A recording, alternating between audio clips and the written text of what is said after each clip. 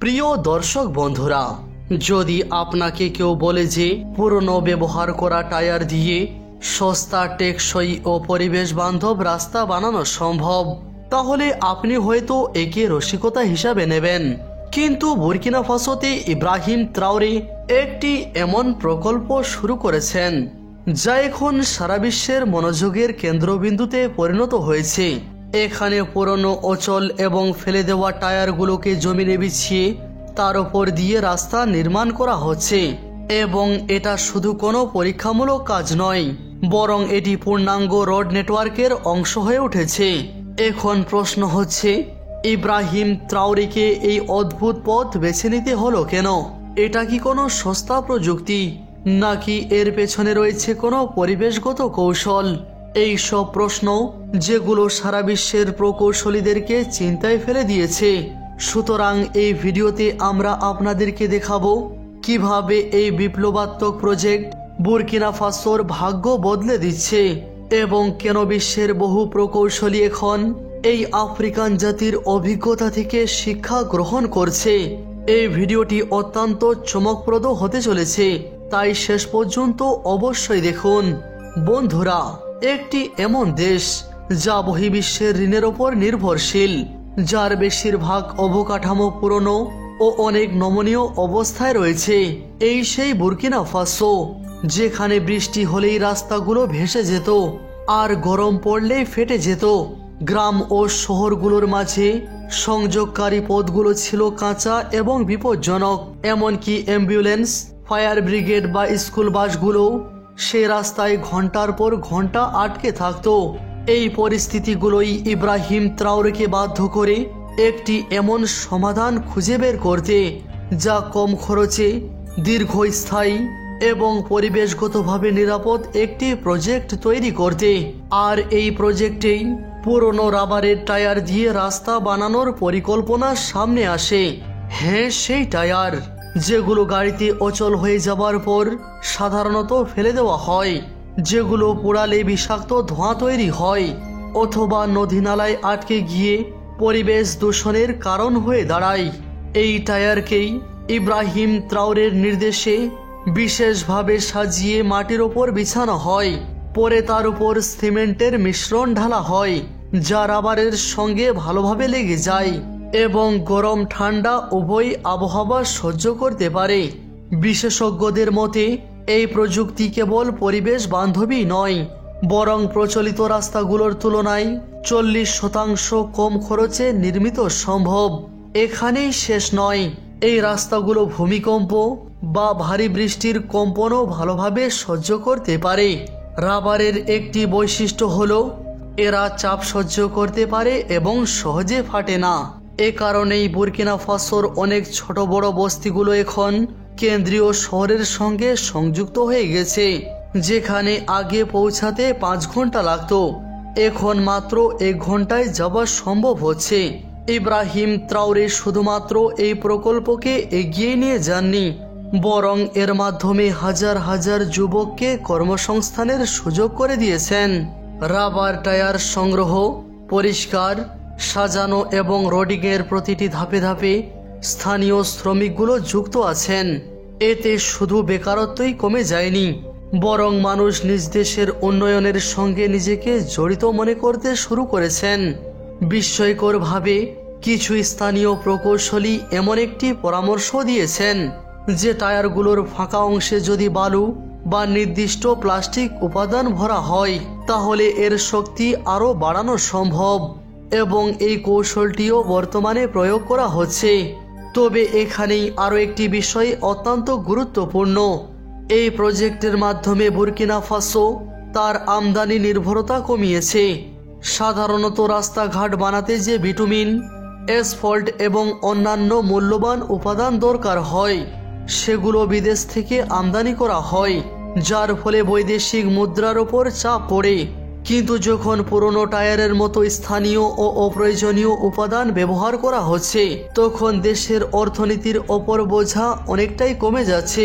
এটাই সেই চালাকি যা ইব্রাহিম ট্রাওরে নিঃসন্দেহে চালিয়েছেন এবং আন্তর্জাতিক অর্থনৈতিক দমননীতিকে ঠকিয়ে দিয়েছেন।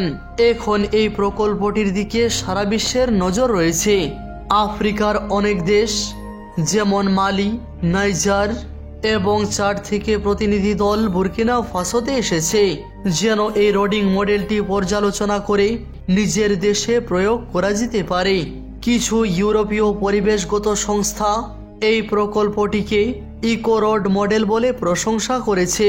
তাদের মতে যদি উন্নত দেশগুলো কম ট্রাফিকযুক্ত এলাকায় এই মডেল প্রয়োগ করে তাহলে পরিবেশ দূষণ অনেকটাই কমে যেতে পারে। কিন্তু ইব্রাহিম ট্রাওরের জন্য এটি কেবল একটি রাস্তার প্রকল্প নয়, বরং এটি একটি দৃষ্টিভঙ্গি। এটি আত্মনির্ভরতার উপর বিশ্বাসের প্রতীক, যা দেখিয়ে দেয় যদি নিয়ত সৎ হয় তাহলে একটি গরিব দেশও সারা বিশ্বকে তাক লাগিয়ে দিতে পারে।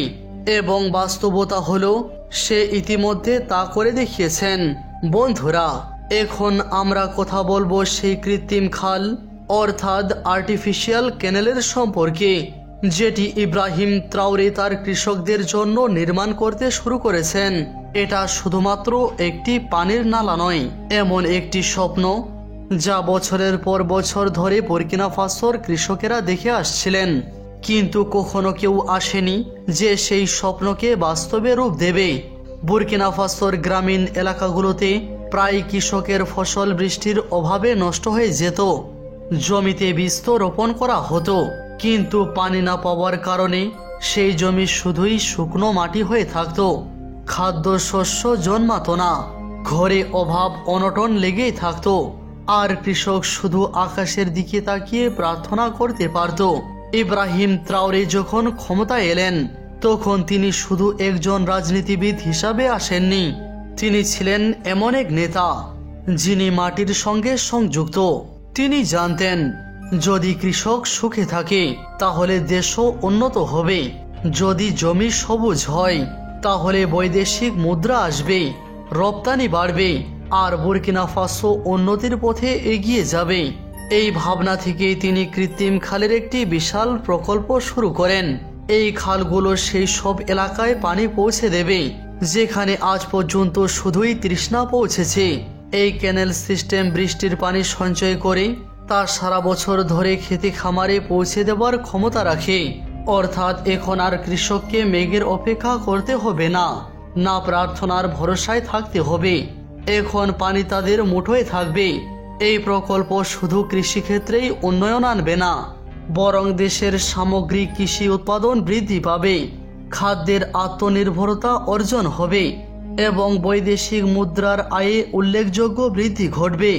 শুধু গম, চাল, ভুট্টা নয়, বরং শাকসবজি, ফলমূল এবং অন্যান্য ফসল এখন দেশের ভিতরেই উৎপাদিত হবে এবং সম্ভব হলে বিদেশেও রপ্তানি করা যাবে।